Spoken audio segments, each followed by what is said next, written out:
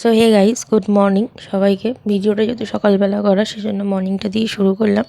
তো দেখো, ভাত বসিয়ে দেওয়া হয়েছে প্রেসার কুকারে। দেখতে পাচ্ছ কতগুলো ডাঁটা দেওয়া আছে। এটা হচ্ছে কুমড়ো শাকের ডাঁটা।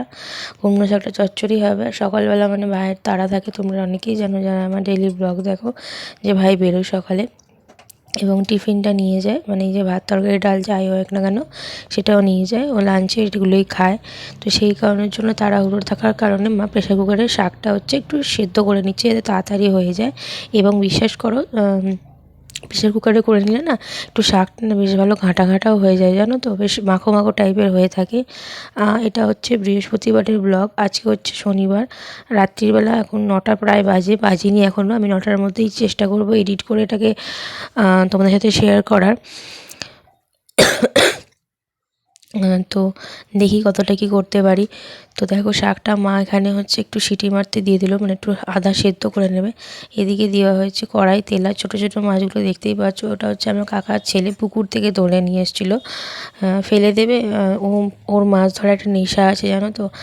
ফেলে দেবে জ্যান্ত মাছ একদম, মানে জলে থেকে তুলে নিয়ে এসে যখন আমাদের বালতির জলে ফেলেছিল না, পুরো একদম ছটফট ছটফট করছিল। আর এইসব মাছ খেতে আমার ভাই ভীষণ ভালোবাসে, মানে জ্যান্ত মাছ। আর বিশ্বাস করো, এরকম জ্যান্ত মাছের ঝোল বলো, জ্যান্ত মাছের ঝাল বলো, যাই বলো না কেন, ভীষণ টেস্টি হয়। এবং জ্যান্ত মাছ যেহেতু না, ওই জন্য কী বলো তো, খুব ভালো টেস্টও লাগে। মাছগুলো খুব মিষ্টি এবং খুব টেস্ট লাগে।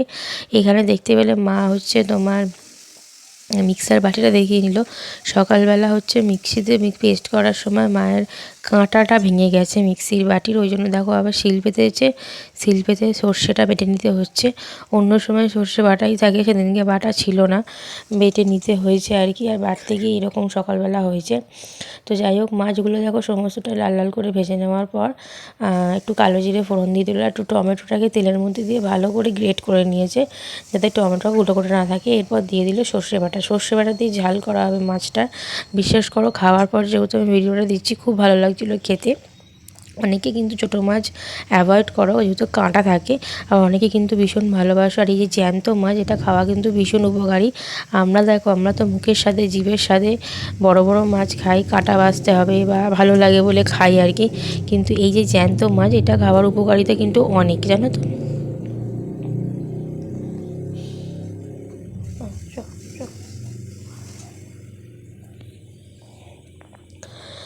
তো যাই হোক, যেটা বলবো ভেবেছিলাম, মানে তোমাদের অনেকের কোয়ারি ছিল, অনেকের আমার ছেলে কেমন আছে জিজ্ঞাসা করছো। আমার ছেলে অনেকটা ভালো আছে এখন।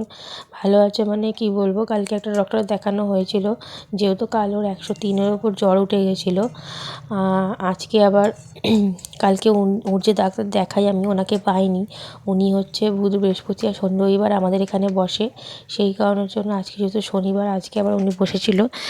দেন বিকেলবেলা আজকে আবার নিয়ে গিয়ে ওনাকে দেখিয়েছি। ইঞ্জেকশান করতে হয়েছে, ইঞ্জেকশান দিতে হয়েছে বমি পায়খানার জন্য। তো যাই হোক, জানি না, ঠাকুরকে ডাকছি, ঠাকুর যেন খুব তাড়াতাড়ি আমার ছেলেটাকে সুস্থ করে দেয়। কারণ মানে কি বলবো, এইভাবে আমি দেখতে পাচ্ছি না, ভীষণ কষ্ট পাচ্ছে।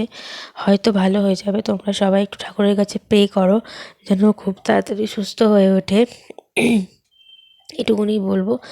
আমি যে ভিডিওটা এডিট করছি, আমার পাশেও ঘুমোচ্ছে, মানে যেহেতু এসে অনেকগুলো ওষুধ খাইয়েছি, খাবারও একটু খাইয়ে দিয়েছি। আর ওর এখন 1 সপ্তাহ দুধ ফল খাওয়া বারণ, মানে আমার মাথাতে বাজ পড়েছে।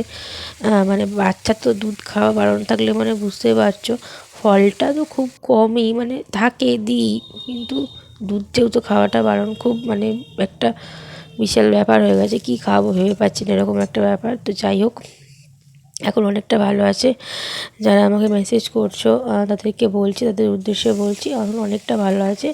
তোমরা ঠাকুরকে একটু প্রে করো যেন খুব তাড়াতাড়ি সুস্থ হয়ে যায়, জ্বরটা যেন নেমে যায় এবং যেন খেতে পারে। খেতে পারছে না, একদম বমি করছে যা কিছু খাচ্ছে। ওদিক দিয়ে আবার পটিও করে ফেলছে, এরকম একটা ব্যাপার। তো যাই হোক, তোমরা অনেকে আমাকে জিজ্ঞাসা করেছিলে, মেসেজ করেছিলে, আমি এই ভিডিওতে তোমাদের রিপ্লাইটা দিয়ে দিলাম। ওই জন্য বলছি, মন একদম ভালো নেই। বিশ্বাস করো, কাজ করতে ইচ্ছা করছে না, খেতে ইচ্ছা করছে না। আমাদের বাড়িতে রান্না হচ্ছে না, এরকমই বললে হয়, করতে হয়, খেতে হয়, এরকম একটা ব্যাপার। তো ভিডিওটা ভালো লাগলে, এর মধ্যেও দেখো আমি ভিডিও দিচ্ছি তোমাদেরকে, এডিট করছি, ভয়েস দিচ্ছি, মানে কীভাবে যে করছি শুধু তোমাদের জন্য, তোমাদের ভালোবাসা, এতখানি ভালোবাসা পেয়েছি, এতটা ভালোবাসা দিচ্ছ সেই কারণের জন্য। তো যাই হোক, ভিডিওটা ভালো লাগলে তোমাদেরকে সবাইকে রিকোয়েস্ট করছি লাইক কমেন্ট করো, একটা করে কমেন্টস করে যাও। আমি অবশ্যই যখন ভিডিও সময় পাবো অবশ্যই তোমাদেরকে অনেক অনেক সাপোর্ট করব, অনেক অনেক ভালোবাসা দেবো।